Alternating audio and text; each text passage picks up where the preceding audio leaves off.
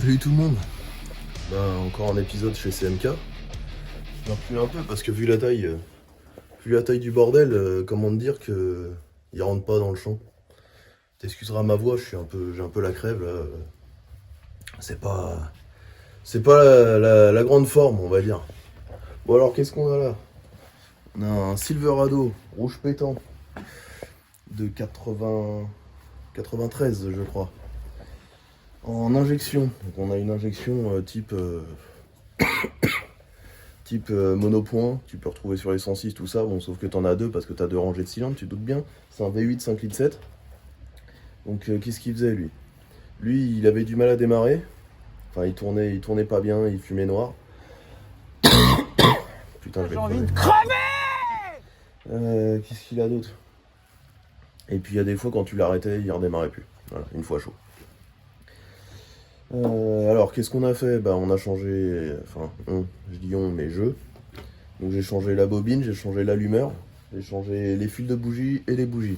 Là il me reste à faire le filtre à essence, alors je vais pas te le filmer parce que bon c'est pas très intéressant de te changer un filtre à essence. Hein. Enfin c'est pas très intéressant ni à filmer pour moi ni à regarder pour toi. Et puis voilà écoute. Je me recule parce qu'on voit pas. Toi, je le fais dehors parce que le garage est plein. Hein. Donc là tu vois, t'as la vue sur le papillon, les papillons avec les deux injecteurs. Donc l'allumeur neuf avec les fils, la bobine neuve qui est là. Les bougies on les voit pas, ils sont là-dessous. Hein. On l'avait déjà vu pour changer le galet tendeur, pour faire une vidange et tout ça. Le filtre à huile il est en dessous là, tu distingues un peu d'orange. Donc, un Suburban 1500 immense. Tu vois la taille du bordel. Voilà. Regarde la taille qu'il fait le bordel. Alors ça je vais te dire. Ça ouais l'intérieur est sympa. Tu baisses les banquettes mon gars. Tu fous un matelas là-dedans. Et tu peux en choper de la catin. Je te le dis. Ce que j'ai fait aussi. Tu vois, je remets en place. Ce que j'ai fait aussi. C'est de virer la partie injection GPL. Est-ce que ça va rentrer? Non, évidemment. Voilà. J'ai viré l'injection GPL. Donc, parce que tu vois, leur merde là, ça respire par la petite fente là. Tu vois? Qu'est-ce que tu veux qu'un 5 litres 7 respire là-dedans? Ah putain, c'est bloqué. Voilà.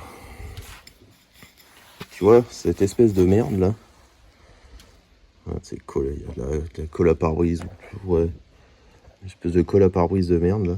Enfin bon, tu vois, il respirait par là. Le bordel, il est à moitié écrasé de partout en plus. Le cadrage n'est pas terrible. Enfin voilà, tu vois, il respirait de par là. C'est de la merde, ça respire pas, et d'autant plus que ça marche plus. Donc j'ai viré ça. Là, l'admission elle se fait correctement, vois-tu.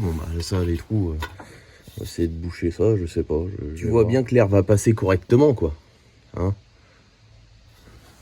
Tu veux une schématisation, tu vois, essaie de sucer une balle de golf à travers un tuyau d'arrosage, hein, tu vas vite comprendre ce que ça fait. Je te parie que t'es capable de pomper une balle de golf à travers un tuyau d'arrosage. Chef, non, chef. Du coup, hop, ça donne quoi au démarrage?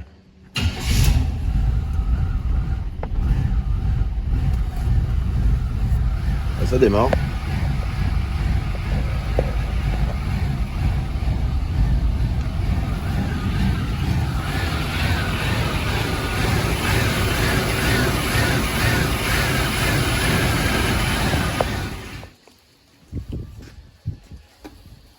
Bon du coup on se retrouve un peu plus tard. Le mois d'octobre a été dur. Entre deux bonnes semaines malades, on a pris une semaine de congé, j'étais malade aussi. Bon. Il est reparti lui, hein, mais il est revenu pour le finir hein, évidemment. Donc qu'est-ce qu'on va faire? On va faire l'actuateur de ralenti.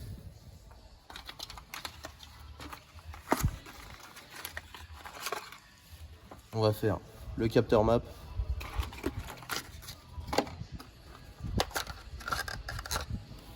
Et on va faire la sonde température d'eau.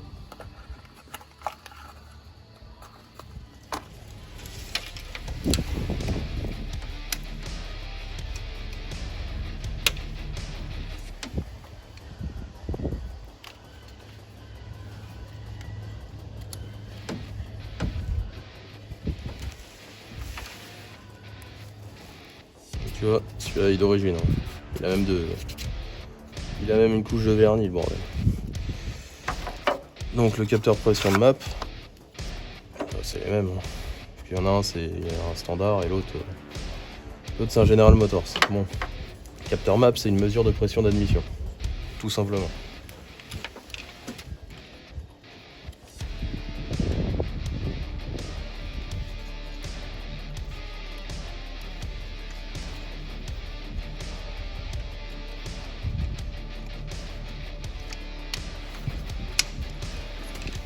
Hop. Tu vois, c'est pas long à changer. Ensuite,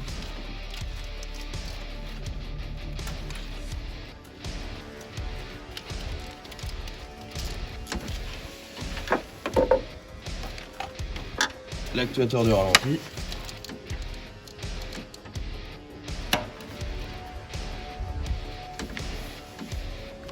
Donc l'actuateur neuf. Voilà.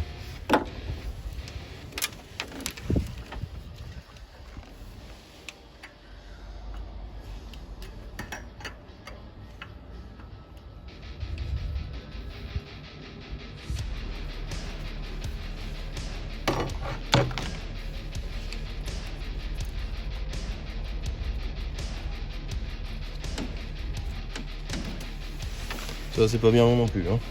À serrer avec parcimonie, vu la taille de la clé et vu l'épaisseur, faut faire attention. Dernier capteur à changer, son de température d'eau.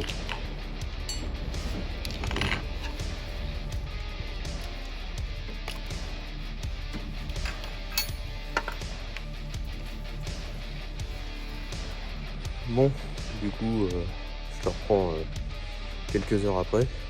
C'est pas me mettre trop en contre-jour. Enfin, contre-jour. Hein. Quelques heures après. Bon, entre la pluie, les clients à droite à gauche, j'ai pas eu le temps de le finir tout de suite. Donc après, le remplacement de l'actuateur de ralenti, du capteur map, de la sonde tempédo. Là j'ai fait sous la flotte, le filtre à essence. On va tester en direct. C'est du direct là, hein. Ça couine. On va amorcer un petit peu.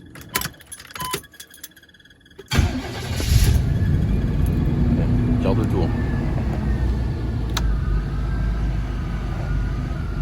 Au quart de tour le bousier. Laisser avaler ses bulles d'air.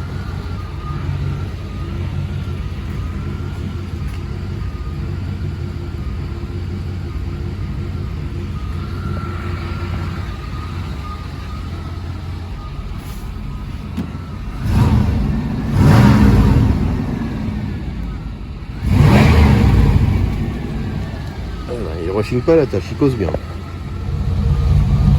Le doux ronron du V8. Bon, il sent un peu le soufre, hein. Le kata il doit pas être beau là-dessus. Hein. Bon, du coup on le voit mieux là, en plein jour hein, évidemment. Donc voilà. Tous les réglages sont faits, ça tourne plutôt pas mal, je dirais. Il enquête quasiment plus. Surtout il cale pas, enfin pas pour l'instant du moins, on va croiser les doigts que ça dure. Donc voilà la bête. Hein.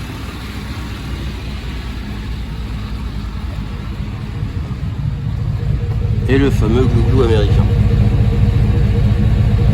J'espère que ça s'entend bien.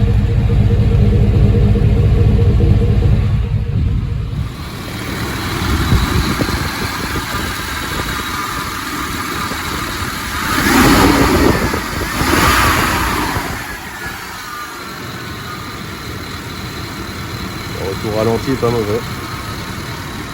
Donc cet après-midi c'est showtime, on va l'essayer. Bon alors on se retrouve dans le Suburban, l'interminable Suburban, pour le crash test. Hein. Voilà.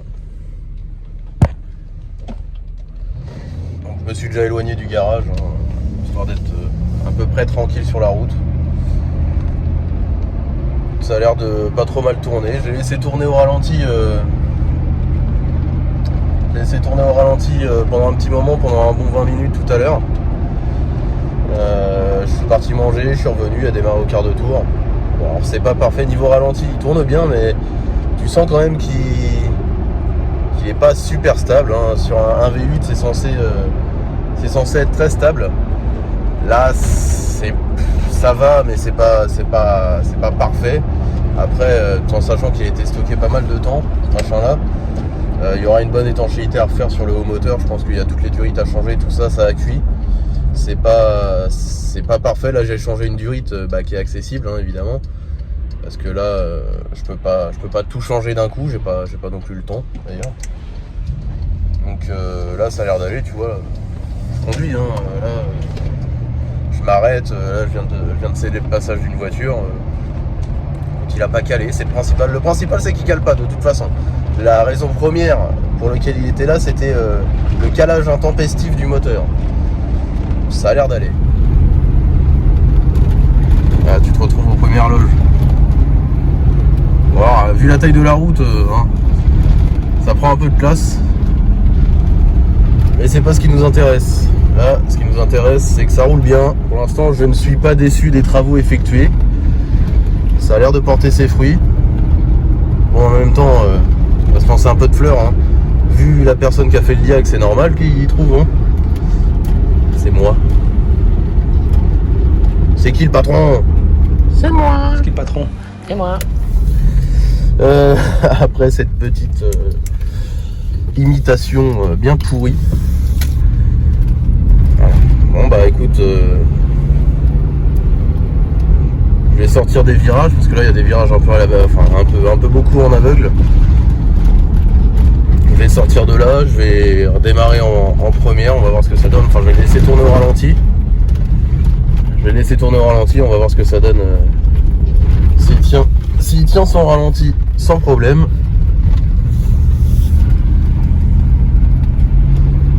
Hop, je te fais visiter les petits coins de campagne de chez moi. Hein.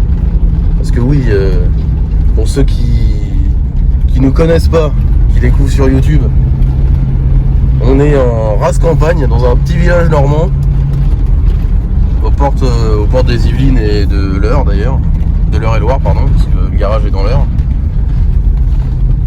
Et voilà, tu vois, c'est le genre de route qu'on a autour de chez nous. Alors effectivement, c'est pas trop le terrain de jeu des grosses américaines que j'ai l'habitude de faire, mais cependant, ça fait toujours plaisir de les prendre. Là, on est plus typé dans la petite GTI, dans le petit moteur nerveux et pas le gros V8 coupleux. Mais ça se laisse conduire, c'est très bien, ça fait plaisir de rouler là. Bon bah écoute, hein, on va faire un démarrage à l'arrêt. On va faire comme si on se garait. Hop, on est au feu.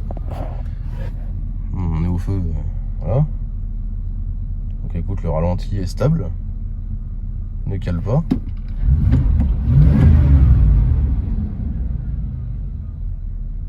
Le retour ralenti est toujours bon. Le feu passe au vert. Donc drive. Donc pied sur le frein, il cale pas non plus. Parfait. Et une accélération de bord.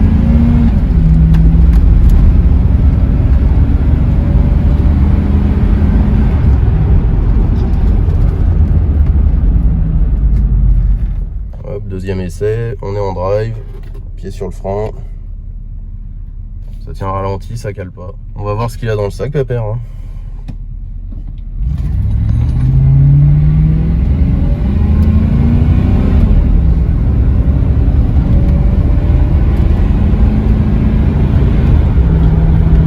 Le troisième est passé.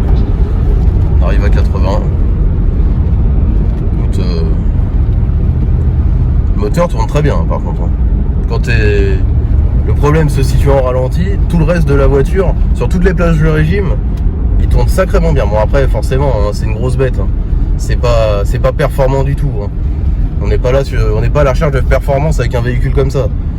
Mais je dirais après moi, je te dis ça en toute connaissance de cause. Je sais comment ça doit marcher. Forcément, un mec qui sort d'une, je sais pas, Clio RS, il va trouver ça au bout du genou. Mais c'est pas fait pour, c'est pas la même chose, c'est pas la même philosophie. Ça, c'est fait pour cruiser. Cruiser, coude à la portière, là, comme ça. Bon, la fenêtre, elle est fermée. Cruiser, coude à la portière, tranquillement, avec le doux bruit du V8 sur le couple. Voilà, c'est tout ce que ça demande. Voilà, écoute, je pense que je vais pouvoir le rendre au client. Hein. Bon, je te fais un petit tour du véhicule en pleine campagne, ça change de devant l'atelier. Regarde, y a rien. Voilà. Et en plus, t'entends le bruit du moteur qui cale pas, tu vois. Je te raconte pas de conneries. Hein.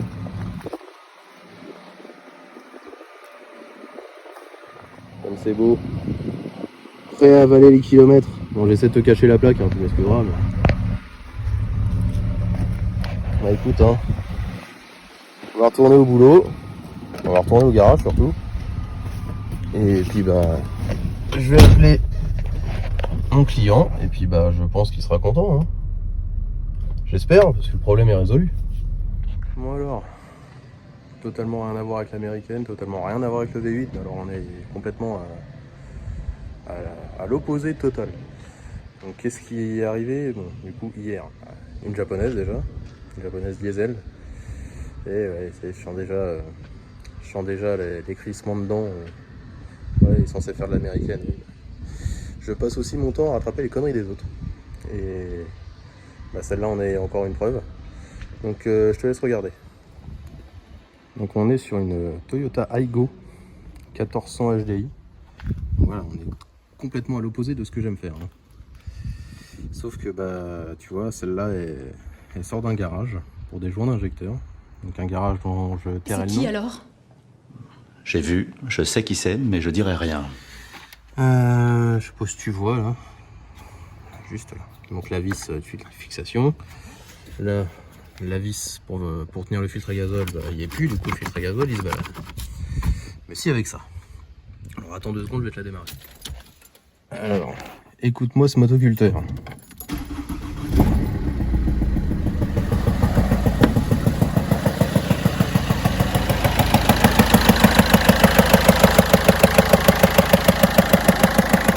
Je répète, elle est sortie d'un garage il y a 3 jours.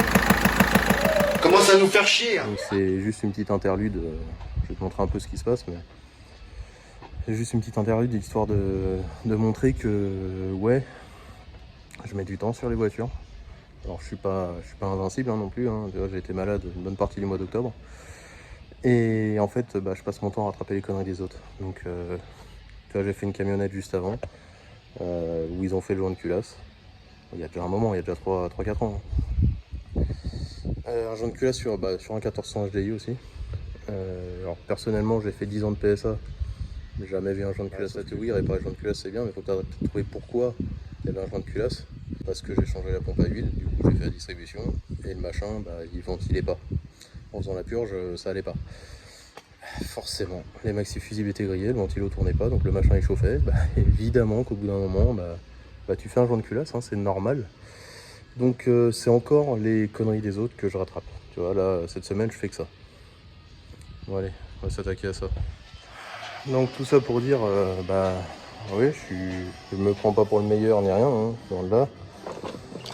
Mais je suis peut-être pas le meilleur, mais au moins je suis consciencieux.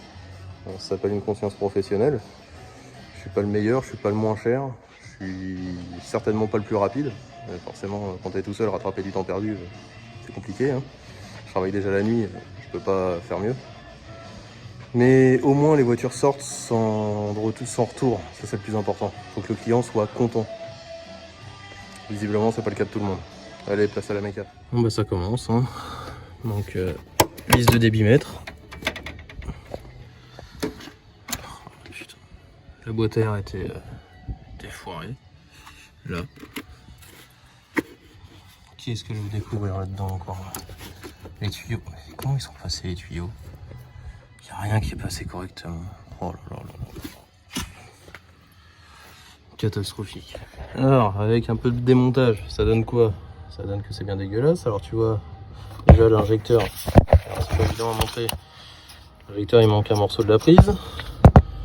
Bon, c'est bien dégueulasse, hein. Faut s'en douter. Là, il y a une cosse d'injecteur, non c'est pas celle-là, si c'est celle-là, elle est pétée. Celle-là, ça a l'air d'aller. Ouais, donc il y a une cosse d'injecteur de pété. Ça fuite partout. Il y a un injecteur là-bas qui est... Il est là. Là tu vois, t'as la différence entre les deux. Donc la cosse, je sais pas comment elle fait pour tenir, mais voilà. Opération du Saint-Esprit certainement. Priez Jésus. Alors, qu'est-ce qu'on a là? Bah on a l'injecteur cassé. Là, voilà. Le reste, bon, à part que c'est pas nettoyé, ça a l'air d'aller. Enfin ça a l'air, hein, j'ai pas tout contrôlé non plus. Donc, serrage, là, ça c'est bon. C'est vu le gasoil qu'il y a partout. Faut vérifier. Ça c'est bon. Ça c'est bon. Ah bah tiens. Regarde l'injecteur comme il est bien, l'injecteur là. Donc ils l'ont pété. Et en plus il tient même pas. Et c'est pas la même vis. Bon alors. L'injecteur. Voilà. Bon, la cosse, la cosse elle tient pas. Hein. Forcément que ça peut pas tenir. Hein. De toute façon tout est cassé. La vis de fixation, voilà ce qu'on avait. D'origine c'est ça. Voilà. Et en plus c'est foiré. C'est pour ça que l'injecteur bougeait. Tiens, regarde. Est-ce que tu crois... Allez, focus. Est-ce que tu crois que c'est normal d'enfoncer la vis à la main? Putain, mais c'est pas possible. Et voilà. Perte de temps. Quand je dis que je rattrape les conneries des autres, je suis un capteur PMH sur un scénic de merde. Ça sort d'un embrayage. Tiens, regarde la boîte. Une vis là. Ah, putain, tu vois la deuxième vis là? Ah tiens, t'as la visu sur les deux. C'est bizarre quand même un capteur PMH qui lâche après avoir fait une boîte chez je ne sais qui, mais vu qu'il est même pas foutu de serrer les vis, je dirais bien un guignol. T'es mauvais. Allez, 3 voitures, 3 retours d'un autre garage. Enfin, d'une autre personne du moins. Bon voilà, je te fais le wrap de la vidéo. J'espère que ce format avec un petit peu d'humour décalé, des petits mèmes par-dessus, ça t'a plu. Je tente, hein, j'essaye de nouvelles choses, on va dire. Faut tout essayer dans la vie. Bah, je vais t'inviter, si tu le souhaites, évidemment, à liker, à partager, à t'abonner, à commenter. Voilà. Fais-toi plaisir, ça me fera plaisir à moi déjà. Et puis bah, ça peut que nous faire grimper dans les suggestions, on va dire. Hein. Bah écoute, je te remercie et je te dis à plus. Ciao. T'es encore là?